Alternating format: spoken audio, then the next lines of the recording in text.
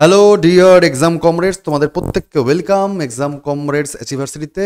আর আমি অর্ণব শর্মা, তোমাদের জন্য যে সবথেকে গুরুত্বপূর্ণ কারেন্ট অ্যাফেয়ার্স অর্থাৎ প্রাইম অ্যাফেয়ার্স যে সিরিজ চলছিল জুন মাসের, তার পরবর্তী চ্যাপ্টার নিয়ে চলে এসেছি, এপিসোড নিয়ে চলে এসেছি, যেখানে মোস্ট ইম্পর্টেন্ট খবরগুলোকে আরেকবার সরজমিনে আমরা রিভাইজ করে নেব।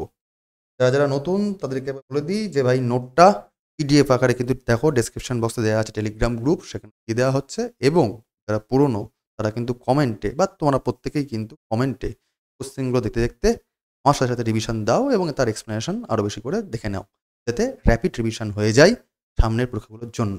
কারণ কারেন্ট অ্যাফেয়ার্স বড় জ্বালাই, পরীক্ষা মোস্ট ইম্পর্টেন্টগুলো চর্চা করছি। চলো শুরু করি। প্রথম কোশ্চেন তোমাদের স্ক্রিনে রয়েছে। ক্রপিক, CROPIC, ক্রপিক initiative is launched under which scheme? কোন প্রকল্পের আন্ডারে এই ক্রপিক ইনিশিয়েটিভটা নেওয়া হচ্ছে? অপশান এ প্রধানমন্ত্রী কৃষি সিঞ্চল বা সিঞ্চাই যোজনা, নাকি অপশান বি রাষ্ট্রীয় কৃষি যোজনা, নাকি অপশান সি প্রধানমন্ত্রী ফসল বীমা Yojana, option D National Food Mission? Answer কি হবে স্যার? ফটাফট উত্তর দেবে। প্রধানমন্ত্রী কৃষি সিঞ্চাই যোজনা, নাকি রাষ্ট্রীয় কৃষি বিকাশ যোজনা, নাকি প্রধানমন্ত্রী ফসল বীমা যোজনা, নাকি ন্যাশনাল ফুড সিকিউরিটি মিশন? কোনটা স্যার অ্যান্সার হবে? Right answer goes to C প্রধানমন্ত্রী ফসল বীমার গল্প। প্রধানমন্ত্রী ফসল বীমা যোজনা কৃষি ও কৃষক কল্যাণ মন্ত্রণালয় এটা পার্টিকুলার উদ্যোগ বা ইনিশিয়েটিভ ক্রপিক চালু করছে। জুন মাসের খবর এটা। কেন?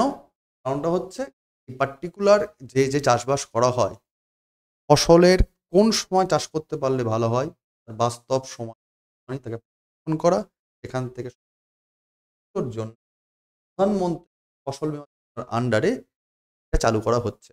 এর মারফত কৃষিজ ফসলের স্বাস্থ্য এবং কতখানি চাহিদা দরকার, কীভাবে সেটাকে আরও বেশি করে পাওয়া যাবে, তার জন্য একটা ইআই ভিত্তিক, কৃত্রিম বুদ্ধিমত্তা ভিত্তিক বা কম্পিউটারাইজেশন ব্যবহার করে আরও সায়েন্সকে ইনভলভ করে সময়ের সঙ্গে সঙ্গে তাল মিলিয়ে কেউ চাষবাস করা যাবে তার একটা পর্যবেক্ষণের জন্যই কিন্তু এই টপিক উদ্যোগটা নেওয়া হচ্ছে। ঠিক, চলো আমরা চলে যাই পরের কোশ্চেন। রিসেন্টলি ইউরাসিয়ান ওয়াটার অর্থাৎ ইউরোপ এশিয়া জুড়ে যে ভোঁদর দেখতে পাওয়া যাচ্ছে, ভারতবর্ষের কোনো একটা অঞ্চলে প্রায় 30 বছর পর আবার নতুন করে দেখা যাচ্ছে এই ইউরেশিয়ান ওয়াটার। কোন অঞ্চলে এই ইউরেশিয়ান ওয়াটারকে বা ইউরেশিয়ান ভোঁদরকে নতুন করে দেখা যাচ্ছে? ইউরেশিয়ান ওয়াটার কোন অঞ্চলে 30 বছর পর আবার দেখা গেল বলেই খবরে এসছে? তার মানে ক্লাইমেট, জিওগ্রাফিক্যাল চেঞ্জেসগুলো আবার আসছে। বলো স্যার অ্যান্সার কি হবে? অপশান এ কাশ্মীর ভ্যালি, নাকি অপশান বি ওয়েস্টার্ন ঘাট, নাকি অপশান সি ইস্টার্ন ঘাট, নাকি option D north eastern region of India? ভারতের উত্তর পূর্বাঞ্চল, নাকি পূর্বঘাট পর্বতমালা, নাকি পশ্চিমঘাট পর্বতমালা, নাকি কাশ্মীর ভ্যালি রিজিয়ন? স্যার এর answer, right answer goes to option A Kashmir. Eurasian অর্ডারকে প্রায় 30 বছর পর দেখা গেল। যে ইউরোশিয়ান অটার পার্টিকুলারলি এরা জলজ বা আধা জলজ বলা যেতে পারে মাংসাশী স্তন্যপায়ী প্রাণী, যারা মূলত পূর্ব রাশিয়া, চায়না এবং এশিয়া এবং কিছু কিছু ক্ষেত্রে মধ্যপ্রাচ্য, মিডিল ইস্ট, ইউরোপ এবং আফ্রিকা দেখতে পাওয়া যায়। এবং ভারতের মূলত উত্তর বা উত্তর পূর্বাংশ এবং দক্ষিণ অঞ্চলেও পাওয়া যায়, কিন্তু একেবারেই কাশ্মীর অঞ্চলে দেখা যাচ্ছিল না, আগে দেখা যেত। এখানে আবার কিন্তু এই পার্টিকুলার ইউরেশিয়ান ওয়াটার তাকে দেখা গেল। স্থানীয়ভাবে কাশ্মীর অঞ্চলে একে ভুরার নামে ডাকা হয়। ভোদর তো আমরা বাংলাভাবে ডাকি, কিন্তু এটা ভুরার নামে। ঠিক আছে, তো এটা 30 ইয়ার্স পর আবার দেখা গেছে বলেই কিন্তু। ঠিক, চলো পরের খবরে চলে যাই। তোমাদের স্ক্রিনে রয়েছে what kind of disorder is Tourette syndrome that was recently seen in the news? সাম্প্রতিককালে খবরে দেখা গেছে যে টরেটি সিনড্রোম এটা কি ধরনের রোগ, তার জন্য খবরে আসছে। Option A auto immune disorder, নাকি অপশান বি নিউরোলজিক্যাল ডিসঅর্ডার, নাকি অপশান সি কার্ডিওভাস্কুলার ডিসঅর্ডার, নাকি option D rare genetic disorder? ছবি দেখলেই বুঝতে পারবে যেটা ব্রেন ঘটিত কোনো অটো ইমিউন ডিসঅর্ডার, নাকি মানে অটো ইমিউন বলতে যে আমাদের রোগ প্রতিরোধ করতে পারে সেরকম কোনো ডিসঅর্ডার, নাকি নিউরোলজিক্যাল নার্ভ ঘটিত কোনো সমস্যা, নাকি কার্ডিওভাস্কুলার ডিসঅর্ডার মানে শ্বাস প্রক্রিয়া করার জন্য যে সমস্যা সে জাতীয় কিছু, নাকি রেয়ার জেনেটিক ডিসঅর্ডার অর্থাৎ জিনগত কোনো সমস্যা। কী হবে স্যার অ্যান্সার? এর অ্যান্সার হয়ে যাবে neurological disorder of the correct answer. জিনিস স্যার এরিটি সিনড্রোম এটা এক ধরনের স্নায়বিক ব্যাধি। এর মারফত অনিচ্ছাকৃতভাবে নড়াচড়া বা কণ্ঠ শব্দ সৃষ্টি হয়ে যায়, যাকে আমরা টিক্স বলে থাকি সচল কথাবার্তাতে। 2 থেকে 15 বছরের যারা বাচ্চা তাদের মধ্যে এই ধরনের দেখা যায়, গড়ে বত্তায় 6 বছরের বাচ্চাদেরকে এই ধরনের রোগ দেখা যাচ্ছে। সাম্প্রতিককালে কিন্তু এটা প্রায়ই দেখা গেছে, এই খবরটা উঠছে যে বিশ্ব জনসংখ্যার প্রায় 0.3% থেকে 1% এই ধরনের রোগে আক্রান্ত হচ্ছে বাচ্চারা। মেয়েদের তুলনায় ছেলেদের মধ্যে এই রোগ বেশি করে দেখা যাচ্ছে, অর্থাৎ টিক্স এটা লঘু কিংবা গুরুতর আকারে দুটো,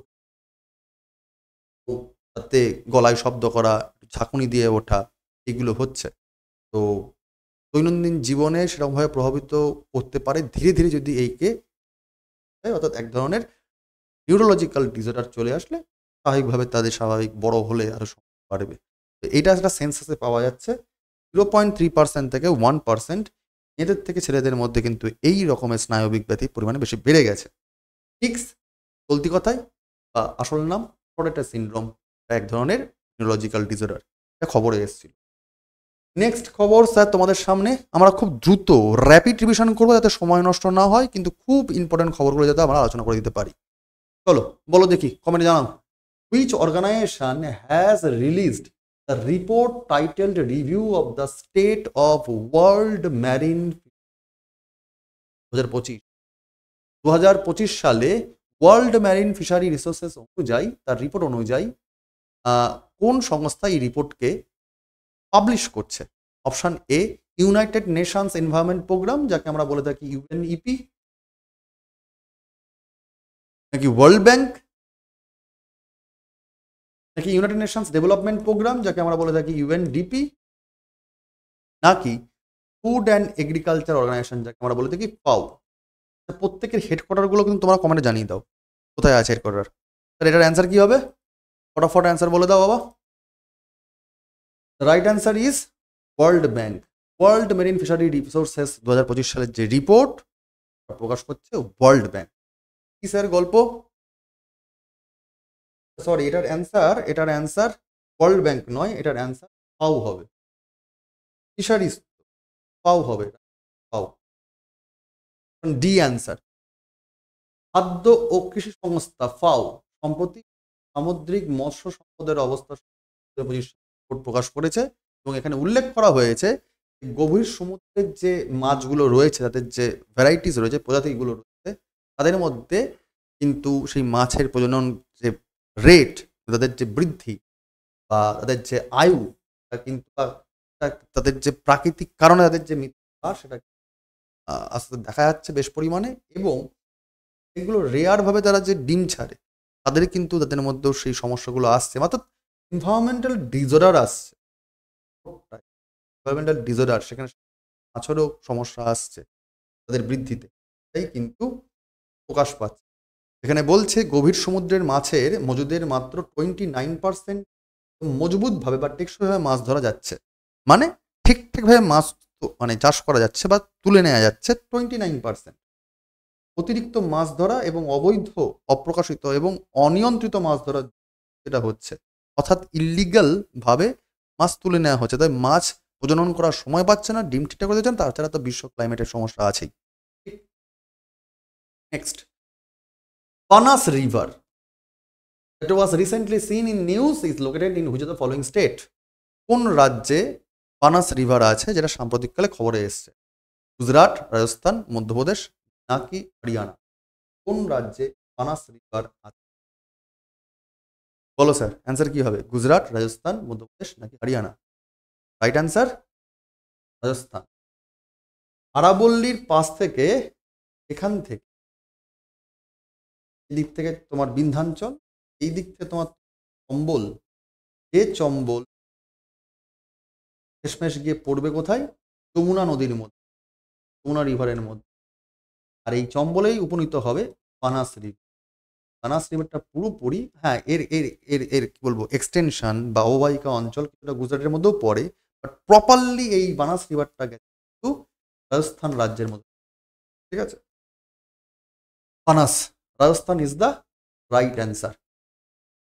ঠিক, এই বেশ কিছু এটা খবরে এসেছিল কেন, তা রাজস্থানের যে টঙ্ক নামে যে ডিস্ট্রিক্ট আছে এইখানে বানাস নদী ডুবে কয়েকজন লোক কিন্তু মারা গেছে, তার জন্যই খবরে এটা এসেছিল। কুম্ভলগড়ের কাছে, কুম্ভলগড় যে ফোর্ট রাজস্থানের, যারা বললেন শীর্ষ চূড়া, সেখান থেকে নদী কিন্তু উৎপত্তি পাচ্ছে এবং অবশ্যই এটা বর্ষার জলে পুষ্ট বানাস রিভার। বানাসে ডুবে মারা গেছে বলেই কিন্তু এটা খবরে এসেছে। ঠিক, চলো পরের খবর। What is the name of the new postal service launched by Department of Post for Educational Material Delivery? শিক্ষাগত যে কোনো রকম মেটেরিয়াল ডেলিভারি করার জন্য সার্ভিস তারা যে যে উদ্যোগ নিয়েছে সেই উদ্যোগটার নাম কি? অপশন এ শিক্ষা মেল, নাকি অপশন বি জ্ঞান পোস্ট, নাকি অপশন সি ভারত বুক পোস্ট, নাকি অপশন ডি এডুকেশন এক্সপ্রেস? কি হবে স্যার অ্যান্সার? শিক্ষা মেইল, নাকি জ্ঞান পোস্ট, নাকি ভারত পোস্ট, নাকি পোস্টাল ডিপার্টমেন্ট তারা লঞ্চ করছে? রাইট অ্যান্সার হয়ে যাবে জ্ঞান পোস্ট। রাইট অ্যান্সার হয়ে যাবে জ্ঞান পোস্ট। স্যার বিষয়টা, ডাক বিভাগ, ভারতীয় ডাক বিভাগ শিক্ষামূলক, সাংস্কৃতিক বা সামাজিক এবং ধর্মীয় বই সরবরাহের বিশেষ ডাক পরিষেবা জ্ঞান পোস্ট চালু করে, এখানে মুদ্রিত শিক্ষা উপকরণকে সাশ্রয়ী মূল্যে একটু কম রেটে সহজলভ্য করে তোলার জন্য গ্রামীণ এবং প্রত্যন্ত অঞ্চলে শিক্ষানীতি অনুযায়ী বর্তমানে যে নতুন নিউ এডুকেশন পলিসি এসছে তার লক্ষ্যমাত্রাকে পূর্ণতা দেওয়ার জন্য ইন্ডিয়ান পোস্টাল সার্ভিস এডুকেশনাল পারপাসে যে কোনো প্রিন্টিং মেটেরিয়াল পাঠানোর জন্য একটু কস্ট কম নিচ্ছে এবং সময় মতো যাতে সেটা চলে যায় গ্রামীণ অঞ্চলে মানুষদের কাছে, তার জন্য তারা ট্র্যাকিং সুবিধা দিয়ে দিচ্ছে, কোথায় আছে বইটা না আছে তার। ঠিক আছে, এটা ভারত জুড়ে এই এই এডুকেশন পারপাসে যাতে শিক্ষার বিস্তার হয়, হার্ড কপি বই যেতে পারে, তার জন্যই কিন্তু জ্ঞান পোস্ট চালু করা হচ্ছে। ঠিক, চলো পরের question. Which organisation has release the report title state and trends of carbon pricing 2025? Carbon pricing 2025-এর বিভিন্ন ট্রেন্ডস কি আছে, কোথায় কি অবস্থা, স্টেট বা স্ট্যাটিস্টিক্স রিপোর্ট কি নিয়ে কোন সংস্থা সাম্প্রতিককালে রিপোর্ট জারি করল?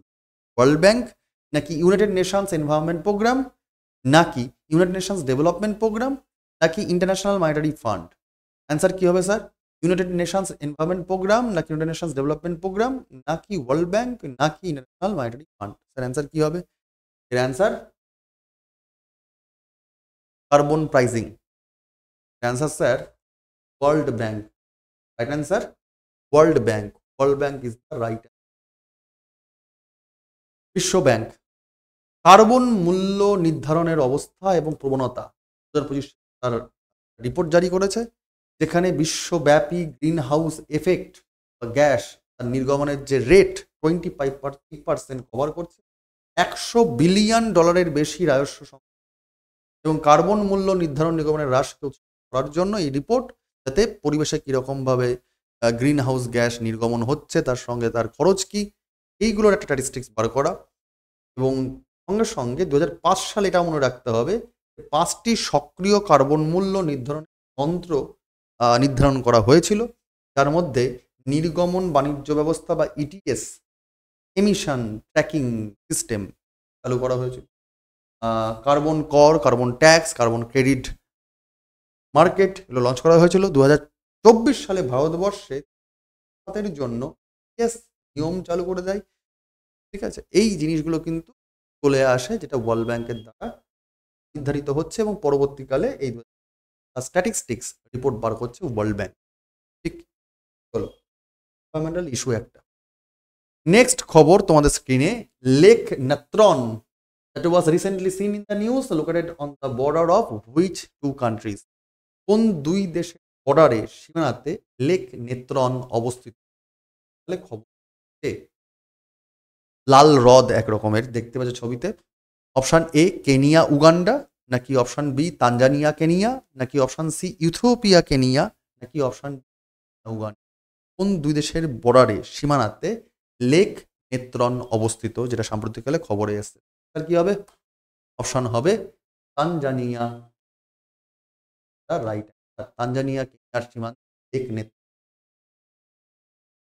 জলবায়ু পরিবর্তন এবং উন্নয়ন প্রকল্পের পরিবেশগত যে যে থ্রেট আমরা পেয়ে থাকছি, তার জন্য তানজানিয়া এবং কেনিয়ার বর্ডারে এক নেত্রন আছে, এটা কিন্তু সাম্প্রতিককালে এই ক্লাইমেট চেঞ্জ বড়সড়ভাবে বিশ্বব্যাপী কিন্তু মনোযোগ আকর্ষণ করছে সমস্ত ক্লাইমেটোলজিস্টদের।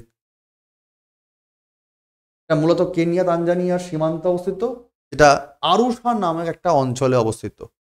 পার্টিকুলার লোকেশনের নাম মনে রাখতে পারলে মনে রাখবে, এনগোরেঙ্গো জেলাতে অবস্থিত, যদিও তোমাদের এটা লাগবে না। ঠিক আছে, এটা একটা অগভীর, অতি ক্ষারীয়, এক্সট্রা বেসিক লবণাক্ত হ্রদ।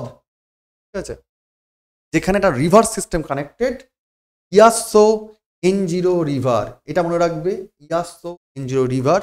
এবং এখানে প্রচুর পরিমাণে মিনারেলস আছে, ক্ষার বেশি বলে মিনারেলস থাকবে স্বাভাবিকভাবে, তার জন্য কালারটা অনেকটা লাল হয়ে যায়, যদিও এটা কিন্তু এক রকমের রামসার সাইটও বটে।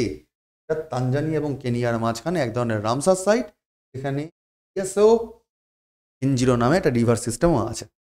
এইগুলো খেয়াল রেখে তো এক্সট্রা স্ট্র্যাটেজিকের পয়েন্ট হিসাবে। ঠিক হলো। নেক্সট কোশ্চেন তোমাদের স্ক্রিনে, which organisation has developed the Rudrastra, a hybrid vertical takeoff and landing VTOL unmanned aerial vehicle? মানে মানুষ থাকবে না, কৃত্রিমভাবে চলবে এটা, আনম্যান্ড এরিয়াল ভেহিকেল একটা তো যান, এটা হাইব্রিড ভার্টিক্যাল টেক অফ এবং ল্যান্ডিং এর জন্য ভিটল, যার নাম হচ্ছে রুদ্রাস্ত্র, তাকে তৈরি করেছে। Option A Hindustan Aeronautics Limited, যার শর্ট ফর্ম আমরা হেল নামে, Solar Defence and Aerospace Limited, যাকে এসডিএল বলা হয়, ভারত ইলেকট্রনিক্স লিমিটেড, যাকে বেল বলা হয়, and Defence Research and Development Organisation, যাকে ডিআরডিও বলা। কোন সংস্থা এই ভিটল, যার নাম রুদ্রাস্ত্র, তৈরি করলো? বলো স্যার, অ্যান্সার কি হবে? স্যার এর answer Solar Defence and Aerospace Limited, SDL is the right answer. The right answer sir, এটা রুদ্রাস্ত্র। ভারতীয় সেনাবাহিনী সোলার ডিফেন্স অ্যান্ড অ্যারোস্পেস বা এসডিএল তারা তৈরি একটি hybrid vertical take off and landing unmanned aerial vehicle রুদ্রাস্ত্রের সফল পরীক্ষা চালিয়েছে কয়েকদিন আগে জুন মাসে। এই পরীক্ষায় সেনাবাহিনীর সমস্ত প্রয়োজনীয়তা পূরণ হয়েছে, যার মধ্যে রয়েছে উল্লম্ব মানে একদম ভার্টিক্যালি টেক অফ করার সুবিধা, একটি এই যে যখন যত উপরের দিকে উঠতে পারবে, তো মাধ্যাকর্ষণ শক্তির বিরুদ্ধে গিয়ে ওঠার যে সহনশীলতা ঠিকঠাক থাকে, নির্ভুল লক্ষ্যবস্তুকে অ্যাটাক করতে পারবে, মিশন নমনীয়তা মানে যাতে ঠিকঠাকভাবে যেন টার্গেটকে আবার মেরে দিয়ে বেরিয়ে আসতে পারবে সেই ব্যাপার। রুদ্রাস্ত্র একটা একটা steady balanced real time video লিঙ্কের মাধ্যমে 50 কিলোমিটার ব্যাসার্ধের জায়গায় উড়েছিল, এটা এটা খবরে আছে, এবং নিরাপত্তার সঙ্গে কিন্তু এটা আবার ফিরে এসেছিল। ঠিক আছে, মোট পরিসীমা প্রায় 1.5 ঘন্টা উড়াউড়ি করেছিল, যেটা প্রায় 170 কিলোমিটার কিন্তু কভার করেছিল এই যানটা, এবং সেখান থেকে কিন্তু সফলভাবে এই particular VTOL system hybrid vertical take off landing কিন্তু স্বাস্থ্য আর্মির সেফটির জন্য বা পর্যবেক্ষণ করার জন্য কাজে পারে বলে ভবিষ্যতে খবরে আসছে, যা ডেভেলপ করেছে এসডি। ঠিক আছে, চলো ডিফেন্সের খবর গেল। অ্যান্ড লাস্ট কোশ্চেন আজকের, which day is observed as international albinism awareness day every year? কোন বছর আন্তর্জাতিক অ্যালবানিজম অ্যাওয়ারনেস বা সতর্কীকরণ দিবস পালন করা হয়ে থাকে? Option A 13 June, option B 14 June, option C 15 June, option D 16 June. Albinism date কোন দিনকে পালন করা হয়? আলবিনিজম মানে শ্বেতি হওয়া, কোন দিবসকে পালন করা হয়ে থাকে? অ্যান্সার কি স্যার? Answer 13 June. প্রতি বছর 13 জুন এটা পালন করা হয়ে থাকে, তার অ্যাওয়ারনেস করা হয়। অ্যালবিনিজম আক্রান্ত ব্যক্তিদের মানবাধিকার সমর্থন করার জন্য আন্তর্জাতিক অ্যালবিনিজম সচেতনতা দিবস পালন করা হয় প্রতি বছর 13ই জুন।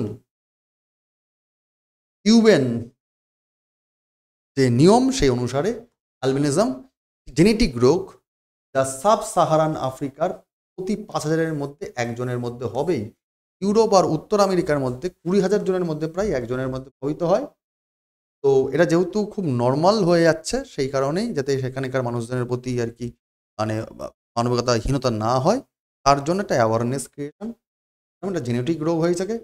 জাতিসংঘে সাধারণ পরিষদ বা যাকে আমরা ইউএনজিএ বলছি 18ই ডিসেম্বর 2014 তারিখে এই পার্টিকুলার ডেটটাকে ঘোষণা করে যে আমরা এই দিনটাকে 13ই জুনকে আন্তর্জাতিক অ্যালবিনিজম অ্যাওয়ারনেস ডে হিসেবে পালন করে থাকবো।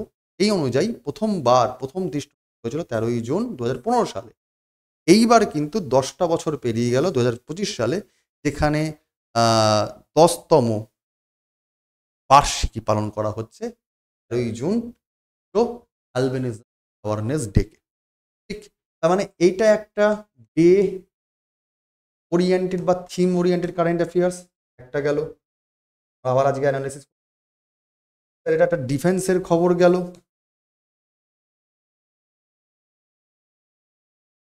স্যার এটা গেল একটা জিওগ্রাফিক্যাল খবর, যেখানে ক্লাইমেট নিয়ে খবর আছে।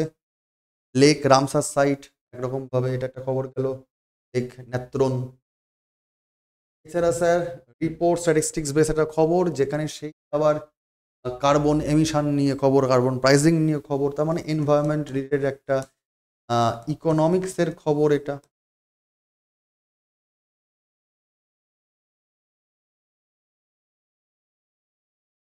ন্যাশনাল সার্ভিস বা এডুকেশন বা ন্যাশনাল পলিসি নিয়ে একটা খবর একটা।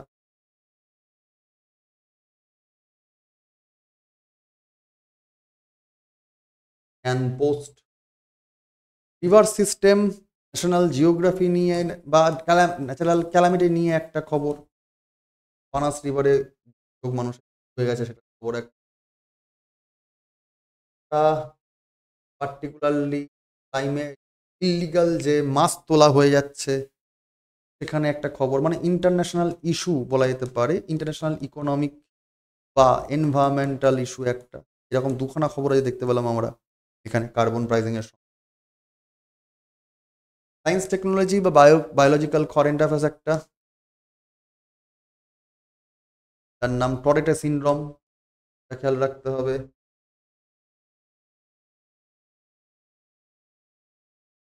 বায়োলজিক্যাল বা এনভায়রনমেন্টাল খবর বলতে পারো এটাকে একটা। ইউরেশিয়ান ওয়াটার কাশ্মীর পাওয়া গেছে, রাখতে হবে।